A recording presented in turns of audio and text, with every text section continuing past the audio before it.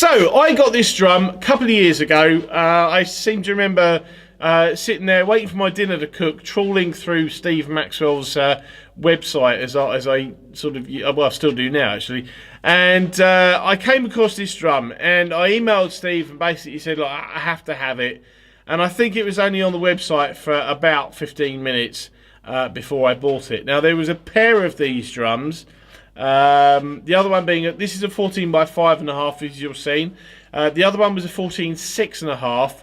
Same basic design. I think that one had gut snares on it though, if I remember right. I think it's still up on the website, but I think that one had gut snares on it. This one has just regular pure sounds on, but I wanted this for a couple of reasons. Now the first one was obviously it's a damn cool drum. But the second one was really that it was a prototype of something that they were thinking of doing at the time. And I think I know that there have been some other drums made in this build out since, but this was the first 14x5.5 drum. It's a cherry shell. There you go. It's a cherry Craviotto shell. Sort of in a natural cherry colour finish, and the hardware is all made by Arnie Lang, and I'm sure Arnie Lang comes out of New Jersey, but I could be slightly wrong on that. But anyway, now if you've not heard of Arnie Lang, he makes snare drums himself. They are Lang Gladstone snares, and they are built out basically the same as this, but not with Craviotto shells. They are solid shells. I have a Lang Gladstone that I've had for about 10 years. The hardware is the main feature of this drum. And if you're not familiar with Billy Gladstone, stop the video, go and look him up. He built a whole bunch of snare drums of his own, and the few of them that are left are very sought after and also very expensive. So the three-way tuning system on here basically means that you can tune obviously the top of the snare, the top head from the top of the drum, the bottom head from the top of the drum, or alternatively you can tune both heads together at the same time.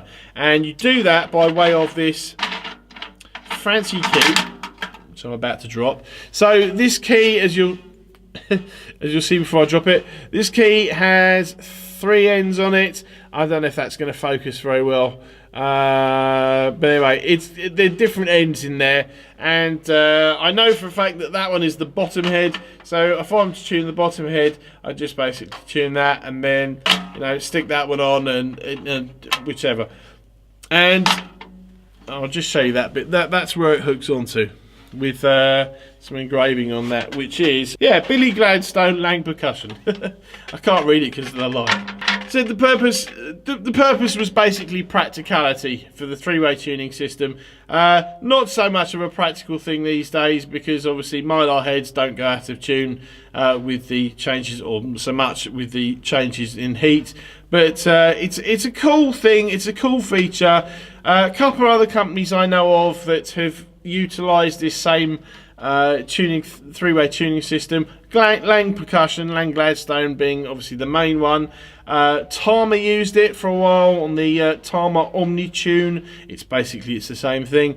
And also there was a company, and I don't know if this is still around, Innovation Percussion, or Innovation Drums I think it was, sorry. But as I said, in terms of modern practicalities, not the most practical these days, but it's still a fun thing to have. Basically, the way, and I know this because I stupidly changed the head on my Lang Gladstone when I first got it. It needed a little bit of a head change, and I thought, I'll do this. And I mean, this is an 8-lug drum. The other one's an 8-lug drum as well. And I think a top head change took me nearly half an hour. Because there's a little rod that goes from the top to bottom in here. That's how you achieve the obviously the tuning of both heads and everything.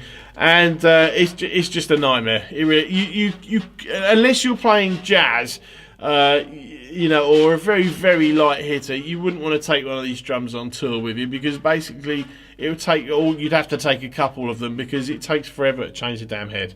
You know, I've been toying with the idea. This drum, as it, you know, it came with Remo coated ambassador and a clear on the bottom, but I've been toying with the idea tonight of actually putting a fibre skin on here. I may well do, but I'm going to have to really be in the mood to do it, because it's an investment of time and you know, patience. But you know, the rest of the drum, obviously, as I said, that's the key and the key holder. You got the Steve Maxwell Collection badge on there. It hasn't got a Craviotto badge on it, which is kind of cool, actually. You've got the Gladstone throw-off. I know I've mentioned the Gladstone throw-off before, but this is actually what the original one looked like. A Gladstone throw-off, basically, in a generic sense, is anyone that sort of falls away from the shell like that. But it's lovely. It's very smooth. It just does on and off, but you know, it's lovely. You've got an internal muffling system there, very Gretsch, I think. And you've got the little gauge there, 1 to 10, turn it on, off and on. You've got the butt plate there, and this unscrews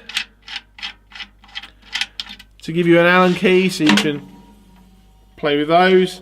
And that's that, really. It's got die-cast hoops and Pewsam wires as well, but one of the very few Craviottos I've got die-cast hoops on. But anyway, I've only done one tuning on this and on the playthrough, because basically messing around with it is just too much trouble. But it gives you an idea. Anyway, thank you for watching. Hope that was fun. This is what it looks like close up. This is what it sounds like at the one tuning. Thanks a lot. See you next time.